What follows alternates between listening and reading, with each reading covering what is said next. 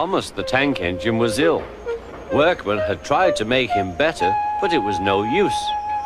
Edward must take you to the works, said Sir Topham Hatt. Thomas felt very miserable. Then Sir Topham Hatt spoke to Duck. I want you to help Percy and Toby while Thomas is away. Duck was delighted. He already knew Percy and soon made friends with Toby and Bertie. Terence the tractor gave him a big welcome too. Take care of Thomas's coaches, he advised. He's sure to miss them while he's away. Duck was very gentle with the coaches. Annie and Clarabel were impressed. Such nice manners, they told each other. It really is a pleasure to go out with him.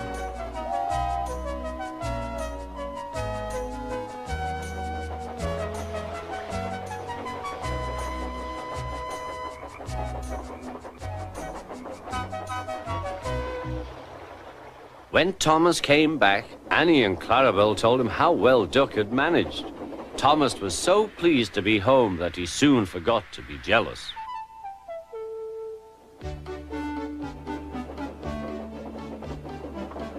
The works had left Thomas's handbrake very stiff. It made his brakes seem as if they were hard on, when in fact they were not.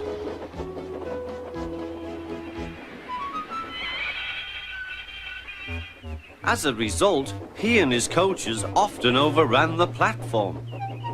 Thomas found this most embarrassing. Gradually, his driver and fireman learned to be extra careful. But one day, Thomas's fireman was ill, and a relief man took his place.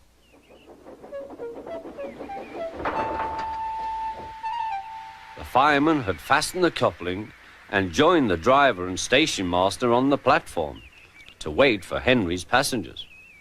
The fireman had forgotten all about Thomas's handbrake. Thomas simmered happily. Not long now, he thought, as he saw Henry slowly approaching.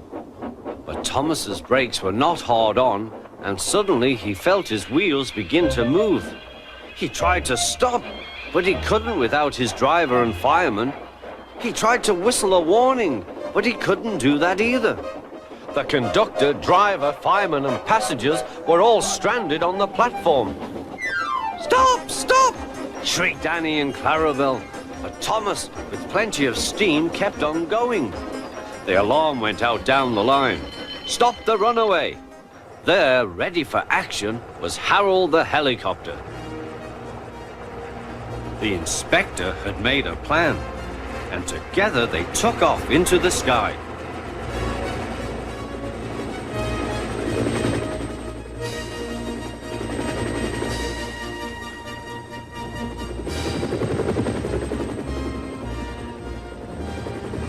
At last, Thomas was tiring. "I need to stop.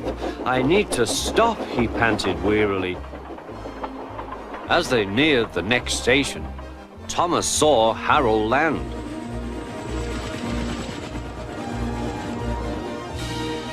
They entered the platform slowly enough for the inspector to act.